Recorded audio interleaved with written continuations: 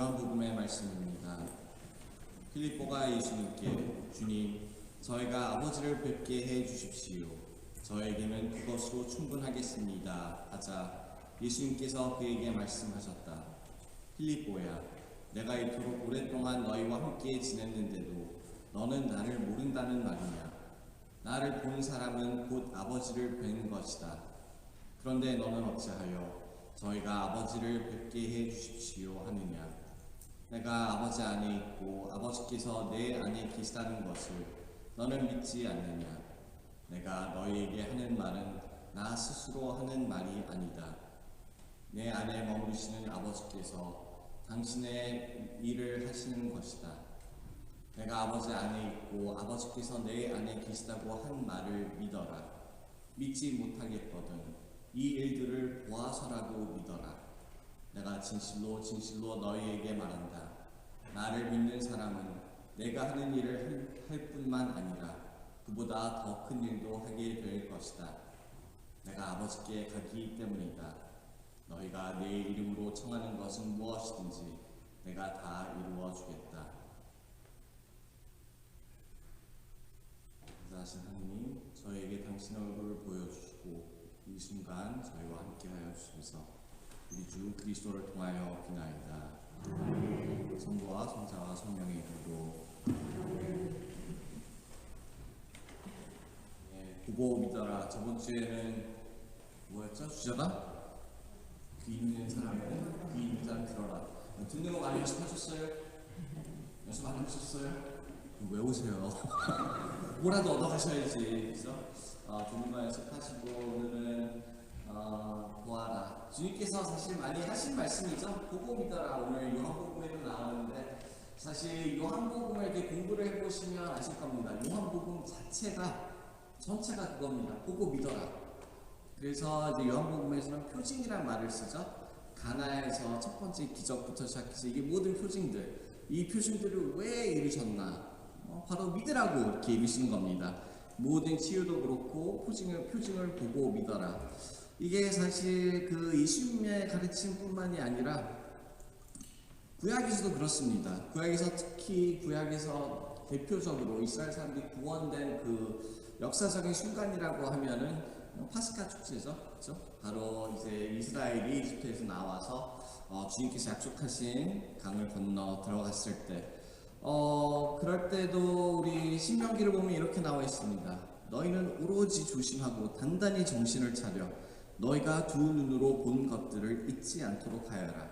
그것들이 평생 너의 마음에서 떠나지 않게 하여라. 또한 자자손손에게도 그것들을 알려주어라. 주님께서 하신 역사를 보고 믿으라는 겁니다. 보고 믿고 믿는 것뿐만이 아니라 그걸 계속 선포하고 자녀들에게도 가르쳐라 그래요. 계속 이걸 알아야지. 너희가 보고 배운 것을 보고 믿는 것을 알아야 된다고. 요한복음을 보면 이렇게 표징들을 주님께서 많이 일으키시면서 그 표징들을 통해서 예를 들어서 어제 미사였죠? 어제 미사 독사에 이렇게 나오는 그 로마 군인의 그 아들, 그죠? 로마 군인의 아들이 아파서 죽어가니까 로마 군인이 예수님께 와서 청합니다. 유다인도 아닌데 내 아들 좀 살려주세요. 그랬더니 예수님이 그래? 네 아들은 살 것이다 하니까 집에 돌아가니까 아이가 열이 떨어지고 살아났습니다. 그래서 그 사람들이 믿었다 그래요. 근데 복음을 보면 참 재밌는 게 뭐냐면 예수님을 제일 가까이 따랐던 사람들 하면 12제사겠죠. 그죠? 12제사 중에 치유를 받은 사람이 있습니까? 뭔가 그런 기적을 자기가 직접 경험한 사람이 있습니까? 한 명도 없어요. 12제사인데 왜 안 했을까? 그 사람 믿음이 부족해서? 필요가 없어서? 아니에요. 주님께서는 얘네들은 나를 따라다니면서 많이 봤으니까 보고 믿어랍니다. 보고 믿는 것을 증인들이 되는 거죠. 12제사들은. 12제사들은 예수님이 가르치신 모든 것을 듣고 또한 예수님이 하신 모든 일을 보면서 사실 그 많은 기적을 봤음을 믿어야 되는데 제자들이 믿었나요? 사실 보면 계속 못 믿습니다. 계속 엉뚱한 얘기를 합니다. 오늘 제가 처음에 읽은 독서에도 필립보가 엉뚱한 말을 하니까 주님께서 얘기하시죠. 야, 넌 아직도 모르겠냐? 내가 내 아버지고 아버지가 나야. 우리는 하나야. 아직도 모르겠어. 나를 그렇게 모르냐? 하고 얘기를 하시죠. 그러면서 뭐라 그러세요? 못 믿겠으면 내가 한 일들을 봐서라도 믿어라. 보고 믿어라. 우리는 기적들을 여러분들도 뭐 자기가 기적이라고 생각하실지 모르겠지만 많이 보고도 그게 믿음으로 변하지 않으면 소용이 없습니다. 사실 제가 예전에 그 청년들 피성을 많이 지도했는데 특히 성령 세미나를 많이 했어요. 이제 지도를 이렇게 하는데 제가 항상 기억나는 청년이 하나 있습니다. 젊은 청년이었는데 이 친구가 여기 뭐 성령 세미나 가보신 분들은 다 아시겠지만 안수기도를 이렇게 받으면서 이 친구가 냉담을 하다가 부모님이 하도 가라를 해서 억지로 온 친구인데 막 엉엉 울면서 안수기도가 끝나고 저한테 와서 그랬어요. 신부님, 저는 이제 안 믿을 수가 없습니다. 저는 믿을 수밖에 없습니다. 눈물 막 흘리시면서 제가요 진짜 하느님한테 무슨 기도를 했냐면 하나님 저 믿지 못하겠습니다. 주님이 나를 위해서 죽었다는 걸 믿기가 너무 힘듭니다. 그랬더니 안수기도 중에 자기가 예수님을 만나고 예수님 손에 상처에 손을 냈대요. 이게 환상이 아니라는 거예요. 환상이 내 손으로 느꼈어요. 진짜로. 진짜 내가 그 자리에 있는 것처럼 느꼈어요. 나는 이제 안 믿을 수가 없습니다. 그 친구를 한 2년 뒤에 우연히 딴 데서 만났는데 냉담하고 있더라고요. 그래서 제가 물었어요. 어떻게 된 거냐? 너 이제 안 믿을 수가 없다며? 그때 그냥 꿈 꿨나 보죠 뭐. 관점이 바뀐 거예요. 자기 생각이 바뀌니까, 관점이 바뀌니까 믿음으로 보던 것을 다른 관점으로 보다 보니까 자기도 이제 별로 그렇게 믿지를 못하게 됐습니다. 제자들도 마찬가지죠. 많은 기적들을 봤지만 그래도 힘들 때 어떻게 됐습니까? 예수님이 잡혀갔을 때, 예수님이 십자가에 매달릴 때 12제자 중에 한 명밖에 없었습니다. 그죠? 그리고 돌아가시고 나서는 뭘 하고 있었어요? 12제자들이 두려워서 다락방에 숨어 있었습니다. 그죠? 나가서 이걸 어떡하나? 이제는 뭘 해야지? 이제는 우리 예수님을 3년 동안 쫓아다녔는데 이분이 돌아가셨어. 우리 메시아인 줄 알았는데 우리를 진짜 그 로마 손에서 구해줄 줄 알았는데 이분은 돌아가시고 이제 우리는 어떻게 해야 하지? 그리고 이제 예수님이 죽으니까 두려운 거예요. 자기네들도 잡혀갈까봐 두려움에 떨고 있었습니다. 믿었나요? 믿음이 없었다는 거겠죠. 언제까지? 성령 강림 때까지. 그죠? 성령이 오셨을 때 갑자기 거기서 용기가 나고 그 믿음이 생기고 이 믿음을 우리는 선포해야겠다 하면서 나가서 그 예수의 이름을 선포하기 시작합니다. 사실 그러고 성령 강림이 온 다음에, 성령께서 오신 다음에 이 사람들이 생각을 해보니까 있었던 일들, 여태까지 자기가 봤던 것들, 그 의미는 하나도 몰랐는데 이제야 되돌아보니까 믿음이 생기고 되돌아보니까 이게 주님께서 이런 말씀이셨구나. 성전을 무너뜨리면 내가 사흘 안에 다시 짓겠다는 말이 이 말이었구나. 주님께서 부활하신다는 말이었구나. 이 성령의 그 은총을 받은 다음에 그 믿음의 눈으로 봤을 때는 과거의 일들이 이제 얘기가 되기 시작합니다. 이해를 하기 시작하고 이해를 하면서 본 것으로 믿게 됩니다. 우리가 보는 성경, 특히 복음, 그래서 기록된 거예요. 그렇죠? 이걸 보고 믿으라고 기록했습니다. 루카 같은 사람은 얘기를 하죠. 보고 믿으시라고. 우리가 경험한 모든 것들, 우리가 본 모든 것들을 이 요한은 그렇게 얘기해서 이 책에 다 담지는 못하겠지만 그래도 대표적인 것들은 났으니까 이 말을 듣고 이 말을 읽고 믿으시라고. 우리가 본 것들은 사실 믿음으로 가야 되는데 참 우리가 봤다고 쉽게 믿어지는 것은 우리의 힘으로 안 되고 사실 성령의 그 은총을 우리가 받아야지 또 그것을 다 우리가 믿을 수 있다는 것입니다. 참 이 믿음이라는 것, 신앙이라는 것 무엇인가? 요한바로 2세 교황님 때 요한바로 2세 교황님은 좋은 게 뭐냐 하면 저는 고백성사 보러 한 1시간을 가야 되는데 교황이 되면은 고해 신부가 오더라고요.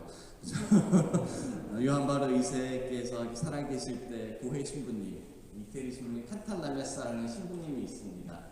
그 신부님은 신앙이 무엇이냐 이렇게 표현했습니다. 참 이 안경처럼 내가 세상을 보는 관점이다. 내가 세상을 볼 때 이 믿음이라는 렌즈를 통해서 보는 거다. 세상을 볼 수 있는 관점이라고 얘기를 하셨어요.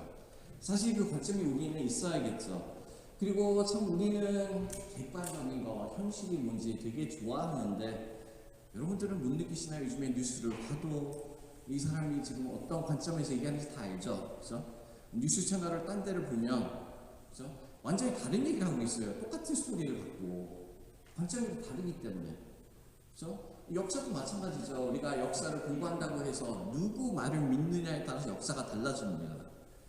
제가 뭐 어렸지만 미국에 와서 이렇게 역사를 이렇게 뭐 학교에서 공부를 해야 되니까 공부를 하면서 한국 얘기가 잠깐 나왔는데 제가 되게 열받았던 게 있어요. 어렸을 때 사실 저는 한국에서 학교를 오래 안 다녀서 잘은 모르지만 저희 부모님이 그래도 그 일제시대를 겪었기 때문에 그 얘기들은 들은 게 좀 있습니다. 근데 여기서는 그 일제시대를 역사책에 colonization이라고 나와 있더라고요.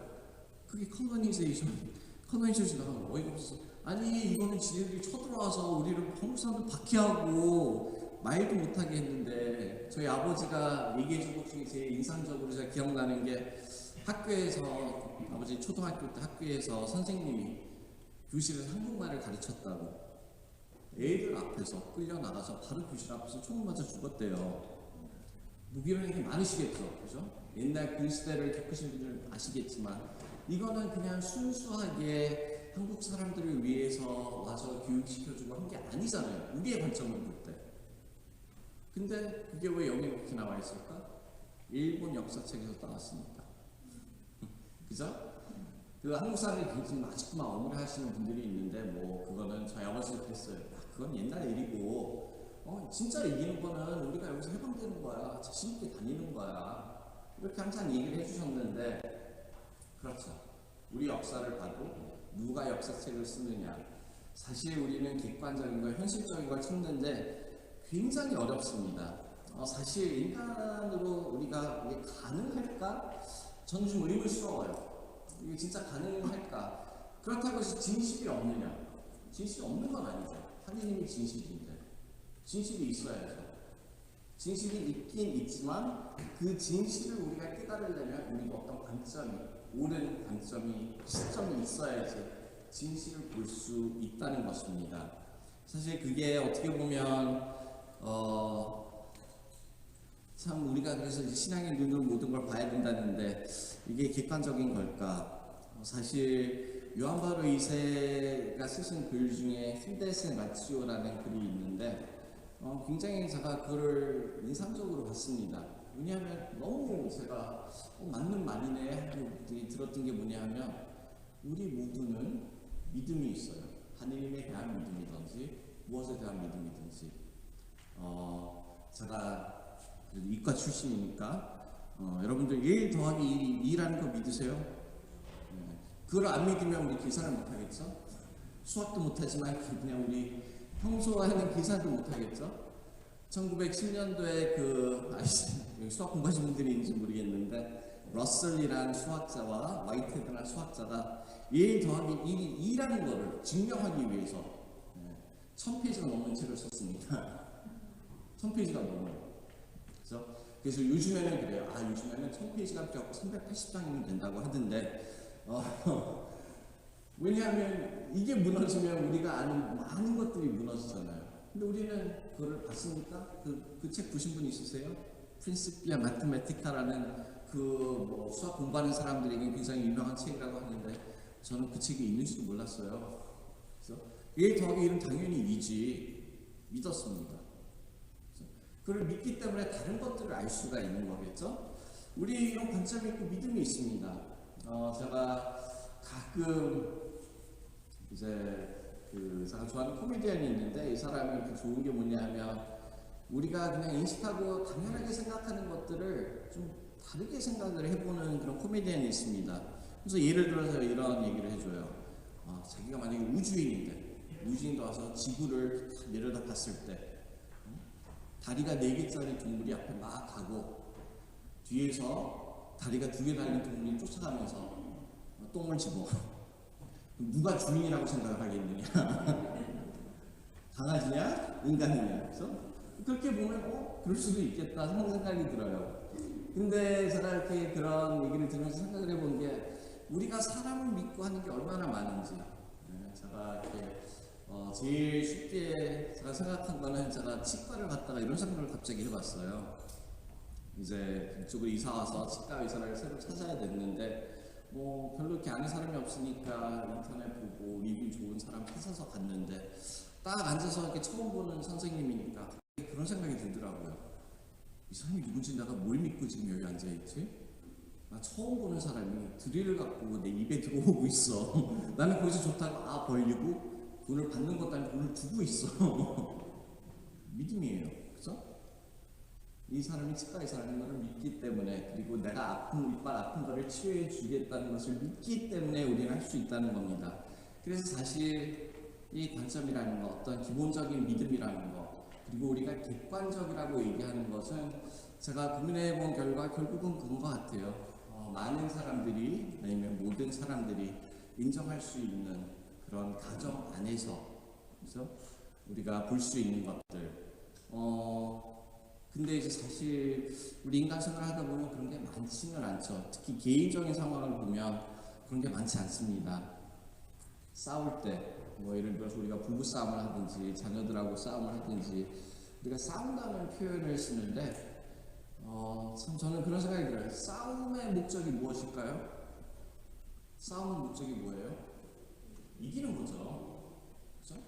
싸움의 목적은 예를 들어서 그냥 아무 나랑 상관없는 요즘에 정치 얘기 같은 거 가족이 모이면 하지 말라 그러는데 요즘 한국에 선거 있었죠. 제가 여기서 누구 편입니까? 하면은 의견이 다르겠죠.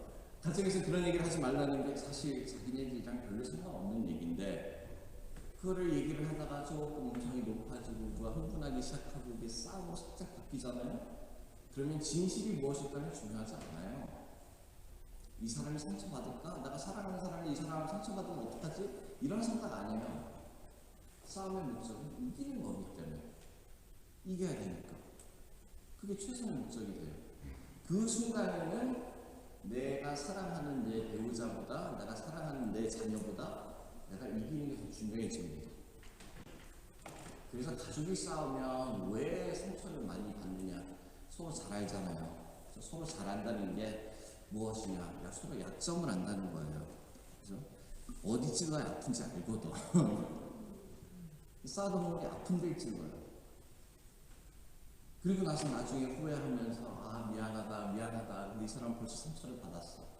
그러니까 우리가 어떤 관점으로 보고 있는지를 생각을 하려는 게 지금 나의 목적이, 대화할 때도 나의 목적이 지금 무엇인가? 진실을 알고 싶으면 오히려 의문을 하고 있을 거예요. 미국의 그 라이트 브라더스라고, 라이트 형제라고 처음으로 이제 비행을 한 형제가 유명하죠. 그 형제들이 이렇게 그 비행기를 처음으로 만들려고 막 하면서 의견이 틀릴 때가 있었을 거 아니에요. 근데 그 사람들이 발전할 수 있었던 게 무엇인지 아세요? 자기네들 의견이 다를 때는 상대방 입장으로 바꿨대요.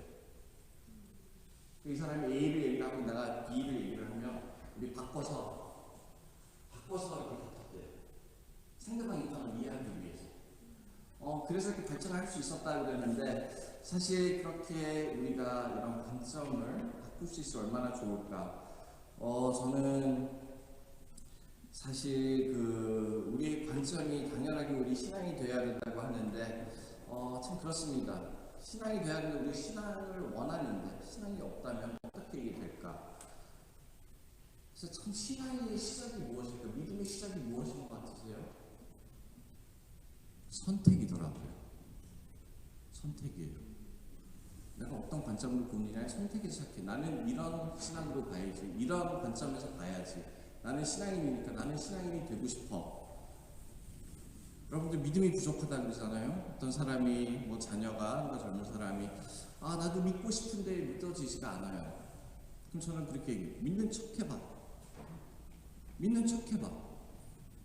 왜냐하면 이게 참 너무도 힘들지만 묘한 게 우리가 믿음이 있는 관점으로 봐야지 보여요. 모든 것들이.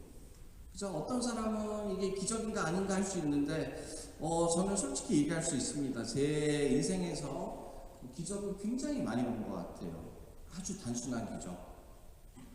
제가 저희는 이렇게 다행히 유아방이 없는데 제가 어렸을 때 다니던 성당은 유아방이 이제 2층에 있고 유리가 있었습니다. 유리가 있었는데 유아방에 어른들이 왜 가는지 아시죠? 네, 늦어서 아니면 우리는 보험금 안 내려고 유아방에 보험금을 안 냈습니다. 그렇게 갔는데 제가 한번 늦어서 거기를 딱 앉아 있는데 꼬마애가 아장아장 하는 얘기가 성을 보면서 계속 시끄러워요. 계속 장난치고 시끄러워요. 근데 거행성사할 때 딱 신부님이 빵을 이렇게 쫙 드니까 얘가 갑자기 조용해지더니 손가락질하면서 아빠 하더라고. 깜짝 놀랐어요. 옆에서 분명히 봤거든요. 그래서 제가 그냥 지나가는 건가 했더니 딱 빵을 내리니까 또 다시 놀아요. 성혈을 들어올리니까 또 다시 아빠. 말도 못하는 애가. 그래서 엄마 아빠도 못하는 애가. 저는 그때 기적이라고 봤거든요. 진짜 예수님이 어린애처럼 되려는데 어린애 눈에 보이나 보다. 나도 잘 모르고 나도 믿는다고 하지만 잘 못 보는 건데 참 이런 것들을 보면 그런 우리가 순진해지면 순진해질수록 우리가 믿음이 있다고 생각하면 할수록 우리가 많이 보이는 기적들이 있습니다.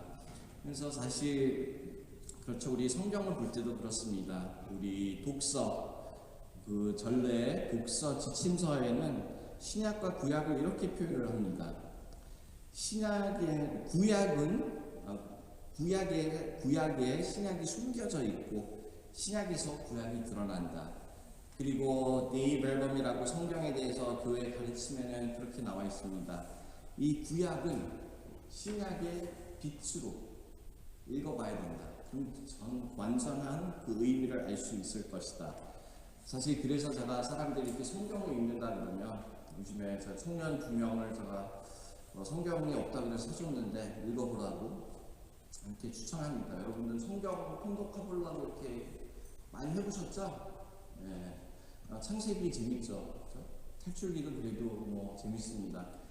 그 다음에 레위기로 넘어가서 잘 보시는 분은 진짜 대단한 사람이에요. 그래서 보통 사람 레위기 있다가 포기하죠. 저는 그래서 항상 그렇게 추천합니다. 탈출기까지만 봐. 그 다음에 넘어가. 다음 3번 레위기, 민수기 건너뛰고 오히려 역사책으로 들어가 판단기부터 역사책으로 들어가든지 아니면 복음을 하나 읽어봐. 성경책이 이렇게 한 권으로 쓰여진 책이 아니잖아요. 그래서 성경이라는 말이 우리가 그 비블리아란 말을 쓰는데 바이블이란 말이 무슨 말이냐면 도서들이라는 얘기예요. 책들. 그렇죠? 그래서 따로따로 쓰여진 겁니다. 건너뛰어도 상관없어요. 그래도 이렇게 구약은 이제 역사별로 이렇게 차례로 돼 있으니까 역사 같은 거 좋아하시면 그 3번만 뛰어넘으면 다음부터는 역사가 재밌어집니다. 다시 그렇게 얘기할 수 있는데 그리고 또 예언자 가면 또 똑같은 얘기가 자꾸 나오니까 또 지루해지는데 왔다 갔다 하세요. 저는 그걸 완전히 추천합니다. 그래야지 오히려 더 읽을 수 있고 신약을 다 읽은 다음에 레위기를 읽어보세요. 이게 여기에 나와 있구나. 보입니다. 이게 신약에 예수님께서 하시던 그 숫자의 의미가 여기에 있구나. 이런 걸 볼 수가 있어요. 그래서 오히려 그렇게 얘기를 하는데 우리가 구약을 신약의 빛으로 보는 것처럼 우리 삶 속에서도 우리 세상을 볼 때 우리 신앙의 눈으로 보면 어떻게 될까? 신앙을 그 관점에 대해서 뭐가 이렇게 달라지냐? 이제 저는 아이들한테도 가르치려고 노력을 하는데 이렇습니다. 많은 분들 아시겠지만 제가 청소년들을 데리고 저희가 팬데믹 때문에 또 스탑을 했죠. 근데 과테말라 천사의 집을 계속 이렇게 방문을 했는데 저 10년 넘게 갔는데 처음 시작할 때는 그냥 성교라고 나오잖아요. 주보에 그죠? 미션이라고 하죠. 그래서 성교라고 썼는데 가서 애들 태도를 보니까 안 되겠어. 그래서 그 다음부터는 저희가 성교란 말을 못 쓰게 합니다. 안 쓰고 우리는 방문이라고 씁니다. 그게 뭐가 다르냐? 자기네들이 성교를 갔다고 생각하는 애들은 우리가 얘들 뭘 도와주는 줄 알아요. 그래 가서 저희가 한 번은 거기가 초기 때 빗물을 거기는 많이 쓰는데 그 수돗물이 아직 나오지 않아서 물 탱크를 스님께서 이제 준비를 하셨습니다. 물 탱크가 이제 부엌까지 오려면 이 파이프가 와야 되는데 파이프가 들어갈 땅을 파고 있었어요. 근데 요즘 애들이 일을 잘하겠어요? 그리고 거기 흙이 완전히 찰흙입니다. 완전히 찰흙이라서 땅 파기도 너무 힘들어요. 근데 진짜 거기 노동자 한 2명 부르면 한 4시간이면 할 일을 저희가 열흘 동안 했는데 완성을 못했어요. 근데 이렇게 애들이 자기가 뭐 노동해준다고 대단한 것처럼, 그리고 제가 이렇게 보니까 갔다 와서 여자애들이 거기 가난한 사람들 보니까 내가 참 축복받은 사람이다, 좋더라. 너무 좋은 것 같죠? 좋은 것 같은데 걔네들은 뭐예요? 거기 있는 애들은? 걔네들 입장 생각해보니까 너무 싫더라고요. 그 아이들 입장은 뭐예요? 그래 저기 잘 사는 놈들이 와갖고 나 가난한 거 보고 지네들이 잘 산다고 행복하대. 걔네들 입장에서는 너무 불쾌할 것 같아. 그죠? 그래서 이건 아니다. 그래서 저는 항상 가서 그때 얘기를 했습니다. 얘들아, 너희들 비행기 표값 하나면은 여기는 노동자들 시켜서 이거 10번은 해. 여기 인건비가 싸니까. 그러니까 너희가 뭐를 얘네들 해준다고 생각하지 말고 생각해봐라. 우리 여기 방문 왔어. 너희는 비행기 표값만 냈는데 여기서 밥을 먹여줘. 자기네 애들이 자기네 집을 열어서 너희 잘 곳을 제공해줬어. 누가 고마워해야 돼? 바뀌어요. 그리고 나오면서 고맙다 인사하면서 나와요. 그죠? 근데 고맙다 고마울 줄 아는 사람들이 그냥 내가 도와주면, 가난한 일을 도와준다고 생각하면 이 사람은 가난한 사람으로 남아요. 내가 얘네 집에 방문해서 얘네가 너무 나한테 잘해줬고 나도 얘네들이랑 시간을 보내면서 고맙다고 감사한 마음으로 나오잖아요. 친구가 생겨요. 친구가 생겨요. 사랑이 생기더라고요. 그래서 사실 신기한 게, 그래서 예전에 이렇게 같은 애들을 보면 지금 뭐 20대 청년들이 아직도 거기랑 연락을 하고, 이제는 자기네들이 직장 생겼다고 그쪽에 이제 보조금도 보내고 막 그러더라고요. 그런 애들이 있는 거 보면 사실 우리가 보는 눈이 살짝만 바뀌면 세상이 변하는데, 이런 거를 우리가 알 수 있습니다. 당연히 그렇죠. 신앙 내에서도 사실 우리는 참 보는 눈이 어떤지 여러분들이 어떻게 생각하실지 모르겠는데, 제가 예전에 알던 분이 이제 암 때문에 암이 좀 심해져서 키모를 이렇게 받다가 머리 다 빠지시고 이제 수술을 받게 됐습니다. 수술을 받게 돼서 우리 송년기도회 분들이 다 모여서 안수 기도를 막 해드리고, 레이조에서는 열심히 이분을 위해서 목소리를 엄청 해드리고, 저는 친구로서 이제 병자 성사를 드리고 했는데, 수술 들어가기 전날 마지막 체크를 하는데 암이 없다는 거예요. 암이 어디 갔는지 하나도 없었대. 일주일 전만 있었는데 없어졌대. 수술 필요 없다고. 이건 좀 보자고 하면서 수술 안 하셨습니다. 그래서 진짜 기적적으로 치유가 됐다. 그래서 그분이 저한테도 와서 이렇게 주님 병자 성사 주셔서 감사합니다. 진짜 치유를 받았어요 하면서 고민을 얘기를 하시더라고요. 근데 고민이 무엇이었겠어요? 성령 기도에 다니는 사람들이 우리가 기도해줘서 났으니까 기도에 나오라고. 그죠? 레이지오 다니시는 분들은 우리가 묵지기도 해줘서 난 거니까 레이지오 하라고. 그래서 자매님이 저 어떻게 해야 돼요? 빈센시오 가서 가난한 이들 도우세요. 그죠? 신앙 안에서도 그래요. 뭐가 중요합니까? 그죠? 신령기도를 해줘서 안수를 해줘서 난 게 중요합니까? 묵지기를 해서 난 게 중요합니까? 결국은 누가 했는데, 결국은 하나님이 하셨는데 하나님께 감사드리면 되지. 하나님께 제일 감사드릴 수 있는 방법은 가난한 이들을 돕는 거잖아요. 그죠? 그래서 그냥 그렇게 하세요. 근데 신앙 안에서도 사실 우리는 하나님 민다고 열심히 뭐 봉사를 한다든가 하다 보면, 봉사할 때 우리가 기억해야 될 건 그거죠. 내 것이 아니라는 거예요. 그죠? 내 것이 아니에요. 하나님 것을 우리가 잠시 하나님께서 참여하게 도와주시는 거예요. 봉사라는 게 사실 말이 조금 이제 뉘앙스가 잘못된 게 그런 것 같아요. 봉사라는 거는 내가 희생해서 뭐를 남을 위해서 해주는 거다. 내가 대단하다고 착각을 할 수가 있는데, 그 안에 있는 은총을 보면 하나님께서 어차피 하시는 일에 내가 잠시 참여해서 하나님과 조금 더 가까이 지낼 수 있게 해주시는 거란 말이죠. 거기에 우리가 감사해야 되는데, 그죠? 거기에 감사해야지 지치지가 않아요. 그죠? 자녀를 키우는 부모도 지쳐요. 내가 희생을 많이 해서 자녀를 돌보고 이렇게 키웠다고 이런 생각만 하시면 부모님들도 지칩니다. 안 그러세요? 그리고 이 애가 다 커서 부모를 안 돌보면 이 괘씸한 것 내가 얘를 위해서 얼만큼을 희생을 했는데 이렇게밖에 안 나와요. 말은 네가 잘 되면 난 행복해, 네가 행복하면 행복해 하는데 조금 나를 무시하는 것 같으면 그때부터는 괘씸하죠. 그래서 왜 그럴까? 왜 우리가 인간으로 지칠까요? 다 내 거라고 생각을 하기 때문에. 인간으로 지친다는 건 내가 뭔가 큰 희생을 한다는 것. 우리의 희생은 좋아요. 희생 제물을 우리 항상 바쳐야 됩니다. 성장하는 길 중에 하나 희생 제물을 바쳐야 되는 건데 우리가 봐야 되는 것은 십자가를 보면서 희생을 해야 돼요.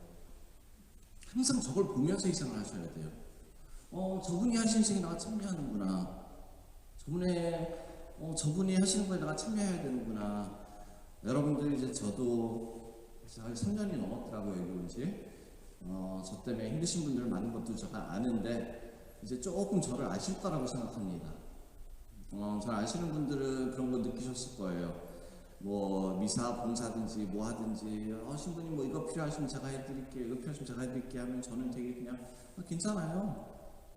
그때 뭐 성가되든 목사든 뭐든 없어도 충분히 해요. 저는 항상 그렇게 얘기하는데 사람들이 불쾌하실 수 있어요. 근데 저는 그거를 전달해 드리고 싶은 거예요. 제가 하고 싶어야 하고 싶은 말을 듣고 싶은 거예요. 제가 제대에서 봉사하면 그 영광을 제대에 올라가고 싶습니다. 봉사를 하고 싶습니다. 이런 말을 듣고 싶은 거예요. 내가 힘든데 이거 좀 해드릴까요? 내가 힘든데 이거는 좀 해드릴게요. 신부님 힘들어 하시니까 괜찮아요. 혼자 할게요. 저 혼자 비서 많이 했어요. 제가 사실 그런 이유가 제가 사람들 도움 받는 게 싫어서가 아니라 조금 그거를 보여드리고 싶어. 그냥 하는 게 얼마나 축복스러운 건지, 봉사하는 게 얼마나 은총스러운 건지, 거기서 내가 기쁨을 얻는 건지. 왜냐하면 그러지 않으면 봉사하다가 지쳐요. 여러분들 봉사 지치신 분들 많죠? 난 열심히 했는데 누가 또 한마디 해갖고 괜히 거기서 상처받아갖고 거기서 힘들어갖고 내가 이런 말까지 들으면서 해야 돼? 이런 말이 내 입에서 나온다는 것은 벌써 내 마음속에 뭔가 흐트러져 있다는 거예요. 내가 저기를 보고 있지 않았다는 얘기예요. 내가 내 일을 보고 있었다는 얘기예요. 그래서 그만큼 보고 믿어라는 우리 눈이 항상 어디가 있고 우리가 어떤 관점으로, 신앙의 관점으로 이 세상을 보고 있는지, 내가 하는 희생에도 이거를 보고 있는지, 바로 그거밖에 없습니다. 참 이렇게 신앙의 관점으로 보다 보면 굉장히 아름다운 것들이 보입니다. 여러분들은 모르시겠지만, 뭐 예를 들어서 냉담 오래 하신 분들이 고백성사에 오잖아요. 그래서 그냥 성당 다니겠다고 뭐 그동안 냉담했습니다 하고 고백성사 끝나시는 분들이 있는가 하면 어떤 분들은 눈물을 흘리세요. 20년 동안 냉담을 했습니다. 하느님이 나를 부르시는데도 불구하고 나는 무시하고 나의 힘으로 내 힘으로 혼자 살라고 했는데 거기서 너무 외로움을 느끼고 힘든 것을 느끼고 바로 주님이 내 앞에 있는데 나를 기다리셨구나. 하느님이 저를 받아들일까요? 하고 눈물을 흘리시는 분들이 있어요. 그분들을 보면서 제가 할 수 있는 말은 아름답다밖에 없더라고요. 너무도 아름답다. 너무도 아름답다. 하느님이 부르셨구나. 그리고 하느님이 얼마나 기뻐할까. 내가 봐도 너무도 아름답고 너무 기쁜데 하느님이 얼마나 더 기뻐하실까. 제가 이 얘기는 방금 한번 했는지 모르겠는데 뉴욕의 맥시멈 시큐리티 감옥에 제가 미사를 하러 들어간 적이 있습니다. 저한테 굉장히 소중한 기회였어요. 근데 제가 그쪽 교구 신부가 아니라서 타 교구에서 갔기 때문에 서류를 진짜 몇 달 동안 한 60-70장을 준비를 해갖고 가서 미사 끝나고 제가 또 오고 싶다 그랬더니 하시면 1년 동안 못 오세요. 1년에 한 번밖에 못 들어오십니다. 왜냐하면 그냥 면접을 가는 게 아니라 연애를 가는 게 아니라 그 안에를 들어가야 되기 때문에 그런 특별한 허가가 필요했고 1년에 한 번씩밖에 못 들어온다고 해서 제가 조금 아쉬웠는데 근데 제가 너무 재밌었던 게 뭐냐 하면 맥시멈 시큐리면 뭐 살인 이상이에요 다들. 그래서 그래서 미사를 한다 그랬는데 갔는데 보기에도 진짜 영화에 나오는 것처럼 좀 험하게 생겼어요, 사람들이.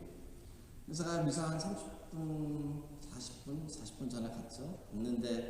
거기 봉사하시는 분이 신부님 이제 고백성사 누가 보고 싶은 사람이 들어주겠어요? 고백성사를 들었습니다. 고백성사를 듣고 한 명이 더 있다고 또 들었습니다. 근데 이게 줄이 안 끝나는 거예요. 미사 시간 지나갔는데. 그래서 잠깐 나와서 저 미사 시간이 지났는데 김사나 하신 분이 여기서 한거 갈 데 없어요. 계속 들어주시라고. 보니까 줄이 쫙 서 있어요. 교도소도 똑같구나. 손님 신부를 좋아하는구나. 하면서 고백성사를 다 들었습니다. 고백성사를 다 듣고 미사를 하러 나왔는데 그 고백성사를 듣기 전에 이렇게 험악하게 보이던 사람들이, 이 아저씨들이 왜 이렇게 귀여워요? 너무 귀여웠어요, 진짜. 문신하고 뭐하고 거기다 성가대가 몇 명이 있는데 왜 이렇게 음치야. 노래도 못해. 근데 그 노래 목소리가 그렇게 아름다울 수가 없었어요. 음이 다 틀린데. 미사 보는 사람들이 그냥 괜히 오는 줄 알았는데 그게 아니더라고요. 진짜 죄를 고백하고 회개를 하면서 어떻게라도 나도 하느님이 받아주실 수 있을까 하는 마음으로 와서 이 음도 못 맞추면서 열심히 하는 그 성가대 모습이 너무 귀여웠어요. 그래서 강연 때 그 얘기를 했어요, 제가. 너무 귀여우시다고. 당신들이 나한테는 나이 많은 사람도 있는데 당신들이 나한테는 내가 정말 이뻐하던 동생들 같다 그랬더니 막 자기네를 좀 웃더라고요. 자기네가 그렇게 보일 수 있냐고. 그렇게 보일 수 있다고. 신앙의 눈으로 보니까 진짜 아름다운 것들이 보이고 기적들이 보입니다. 사실 우리가 이렇게 본다면 이 세상뿐만이 아니라 우리의 자신을 볼 때도 그렇죠. 여러분들 자기 자신을 볼 때 어떻게 보는지 모르겠는데 제가 추천하고 싶은 건 그겁니다. 고백성사 준비를 하실 때 그냥 내 죄만 성찰을 하시지 말고 주님이 나를 이 순간 어떻게 보실까 한번 생각해 보세요. 우리보다 더 자비하시더라고요. 왜냐하면 저는 고백성사가 준비할 때 내 죄를 보면서 신부란 놈이 이런 짓이나 하고 있고 참나 한심하다. 이런 건 아직도 고치지 못하고 있고 이런 건 바뀌지 않고 있고 전에 그렇게 결심했는데도 이걸 못하고 있고 너무 한심하다. 나이가 지금 몇인데 왜 아직도 자신을 못 고치냐 막 그렇게 보이다가 하느님이 나를 보는 눈빛은 다르더라고요. 포기하지 마라. 아직 시간이 있어. 아직 그리고 내가 옆에 있어. 제가 다른 신부님들 전에 우리가 대림 때 여러분들 과테말라 홍신부님 강의를 들으셨는데 홍신부님 이제 문과잖아요. 워낙 문과시고 또 굉장히 무식하신 분이고 이제 시 같은 거를 좋아하셔서 이렇게 글을 많이 읽으시고 그래서 제가 그 신부님께 강의를 항상 들으면 참 감동합니다. 그러면서 역시 책을 많이 읽어야 되는구나. 참 그런 명언들이 많은 시에서 뽑아서 하시고 근데 저는 강의를 준비를 하면서 저는 이과입니다. 그래서 제가 이게 기억하는 명언들은 제가 스티브 심한테도 얘기했어요. 야, 내가 기억하는 명언들은 왜 드라마에서만 나오냐? 제가 진짜 본 드라마에서 진짜 많은 얘기도 좋은 얘기도 되게 많아요. 근데 거기서 제가 기억하는 말 한마디가 최근에 된 건데 이제 변호사들이 이제 케이스를 졌습니다. 재판을 가서 져서 둘이 얘기를 하면서 한 명은 굉장히 이걸 당연히 이겼어야 된 건데 내가 졌다 그러니까 옆에 있는 친구가 동료가 위로를 해주면서 딱 한마디를 해요.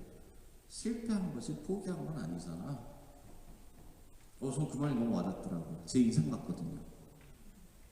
제 인생 같거든요.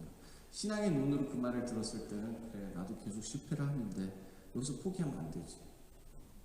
그래서 신앙의 눈으로 본다는 것 신앙의 눈으로 봐야지 보인다는 것. 사실 어렵지만 신앙이 나가 부족하다면 있는 척 하세요. 제가 아는 눈먼 신부님께서 그런 얘기를 하셨거든요. 이제 눈이 멀어서 이제 앞에 안 보이시는데 성체에 대해서 얘기를 하시면서 그러더라고요. 다른 사람들은 성체를 바라볼 때 빵의 모습이 보이는데 나는 빵의 모습이 안 보인다고 눈이 멀어서.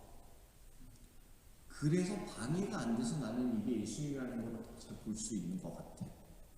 얘기를 하시더라고요. 어떤 때는 우리의 눈이 진짜 방해가 되죠. 그래서 그리고 우리의 뭐 편견 이런 것들이 방해가 되죠. 그래서 우리가 사실 공동체 생활에서 되게 어려운 게 뭐냐 하면 서로에 대해서 공동체가 성당이 됐던 어떤 소그룹이 됐던 가족이 됐던 다 편견이 있습니다. 사실 그런 것 때문에 제대로 보지 못할 때가 있는데 하나님의 눈빛으로 바라보고 우리가 항상 주님을 바라보면서 이 주님을 통해서 세상을 바라볼 때는 새로운 세상이 보일 수 있습니다. 그냥 힘들 때 당연히 우리 힘든 거 다 있습니다. 힘들 때 우리 머더 데레사는 뭐라 그러셨죠? 힘들 때 예수님 너무 가까이 계셔서 좋다고. 내가 십자가에 매달렸다고 생각했을 때 예수님이 바로 내 옆에 있구나. 그래서 그 머더 데레사는 그렇게까지 표현하셨죠. 내가 제일 힘들었을 때는 내가 십자가에 매달린 것 같았는데 내가 옆을 보니까 내가 예수님의 볼에 뽀뽀를 할 수 있을 정도로 옆에 계시더라고. 그 순간 자기는 행복을 느꼈더라고. 그러시면서 죽어가는 사람들을 돌보시면서 항상 그랬죠. 이곳에 예수님이 계시는구나. 그를 너무도 힘들었는데도 보실 수 있었던 분이에요. 그 성녀 소아 데레사도 그렇고 머더 데레사도 그렇고 이렇게 돌아가신 다음에 본인들이 쓰신 뭐 일기장이나 이런 것들이 나오면 사실 굉장히 의심도 하셨고 고통도 많으셨고 머더 데레사도 그런 기도하신 거 보셨어요? 하나님 존재하십니까? 왜 내 눈에 하나님이 안 보이십니까? 하면서 기도를 기록한 것들까지 있어요. 근데 그 순간에도 예수님이 보였다는 게 바로 신앙의 눈으로 봤을 때 진실을 볼 수 있었다는 게 사실 우리에게 필요한 겁니다. 그래서 보고 믿어라. 보고 믿어라는 무엇이냐 하면 사실 우리가 신앙이 부족해도 신앙의 눈으로 한번 세상을 보자. 신앙의 눈으로 내 상대방을, 내 배우자를, 내 자녀를, 내 공동체 옆에 있는 사람을, 나의 적을 한번 보자. 그리스도가 어떻게 변했을까? 그렇게 해야지 우리가 신앙을 더 키울 수 있다는 것입니다. 그냥 부모로서 예를 들어 자녀가 다 어린이 됐는데 너무 힘들어하고 병이 걸리고 막 힘들다. 그랬을 때도 그냥 이 고통이 그냥 어떻게 내가 어쩔 수 없는데 내가 뭘 할 수 있을까? 내가 뭘 할 수 있을까? 하는 그런 시선과 주님을 통해서 바라볼 때 주님의 자녀가 이렇게 고통 속에 있는데 주님 혹시 제가 도와드릴 거 있습니까? 나의 자녀이기 전에 주님의 자녀인데 주님의 자녀가 이렇게 고통 속에 있어요. 주님 어떻게 하실 거예요? 궁금합니다. 기다려볼게요. 제가 도울 게 뭐가 있을까요? 사실 내 것이 아니라는 것을 볼 수 있다면 우리는 더 큰 믿음을 가질 수 있겠죠. 성경에 예수님의 말씀 중에 제일 사실 어떻게 보면 어려운 말은 마태복음에도 나오고 루카복음 19장에도 나오는데 그런 말을 하시죠. 가진 자는 더 받고 가진 것이 없는 자는 가진 것까지 빼앗길 것이다. 여러분들은 어떻게 생각하시는지 모르겠는데 저는 이 구절이 굉장히 힘듭니다. 신앙에 대해서 얘기를 하시는 거예요. 믿음에 대해서 얘기를 하시는 거예요. 없으세요? 요만큼만 있으면 돼요. 얼마큼 있어야 된다고 그러셨죠? 예수님이? 겨자씨앗만한 믿음만 있으면 된다 그래요. 겨자씨앗만한 조그만 믿음만 있으면 된다 그래요. 거기서 시작을 하라고. 씨앗이 작은 것처럼 내가 아무리 의심이 많더라도 그죠? 마르코복음에서는 아버지가 아들을 치유해 달라고 예수님께 부탁을 하면서 그런 말을 하죠. 예수님 믿습니까? 했을 때 믿습니다. 근데 저의 의심을 도와주소서 하고 얘기를 해요. 내가 못 믿는 바를 도와달라고 얘기를 해요. 요만한 믿음밖에 없는데 이게 확실치 않은데 주님 그래도 내가 나의 부족한 믿음을 도와주세요. 겨자씨앗만한 믿음만 있으면 산을 움직일 수 있다고 예수님께서는 얘기를 하셨어요. 그 말이 무슨 말이냐? 씨앗만 있으면 거기서 시작해서 그 씨앗을 통해서 이 세상을 바라볼 때 나와 주님의 관계를 바라볼 때 이 세상을 바라볼 때 주님이 더욱더 보이고 그 믿음은 커갈 것이라고. 많은 분들이 믿음을 어떻게 얻느냐고 물어보는데 저도 답이 없습니다. 청해야죠. 그죠? 주님의 선물이라고 하니까 청해야죠. 그리고 내 작은 믿음을 통해서 세상을 보기 시작해야죠. 그러면서 계속 기도하세요. 저는 아침에 하는 기도 중에 하나가 굉장히 간단합니다. 주님, 저에게 믿음 주소서. 한마디를 저는 지금 30년을 넘게 하고 있습니다. 매일. 예. 아직도 없는 것 같아요. 아직도 없는 것 같은데 30년 전에 내가 이 자리에 신부로 서 있을 건 상상도 못했거든요. 무언가는 되고 있나 보죠? 무언가는 되고 있나 봅니다. 그래서 우리의 선택, 우리가 아무리 작은 믿음이라도 그 믿음을 통해서 이 세상을 바라보고 그 믿음을 통해서 우리가 세상을 보면서 그 믿음이 더 커질 수 있도록 바로 예수님의 말씀처럼 우리가 보는 것을 통해서 더 큰 믿음을 가질 수 있도록 보고 믿을 수 있도록 우리 함께 노력하면서 기도합시다. 40분이 지났네요. 그래서 다음 주에는 성경이 아니라 미사 경건에 나오는 것을 우리를 완성해 달라고 하는 기도 주제로 마지막 강의를 할 거니까 다음 주에 뵙겠습니다. 성부와 성자와 성령의 이름으로 자신 하나님 아버지, 저희의 부족함을 채워주시고 당신께서 우리 세례 때 내려주신 성령의 힘으로 시작한 모든 일, 당신의 힘으로 당신 안에서 완성시키시며 저희가 주님을 항상 바라보며 그 주님을 보는 모습으로 이 세상을 살아갈 수 있도록 돌봐주소서. 우리 주 그리스도를 통하여 비나이다. 아멘. 전능하신 전주 성부와 성자와 성령께서는 여기 모인 모든 이에게 경복하소서. 아멘. 감사합니다.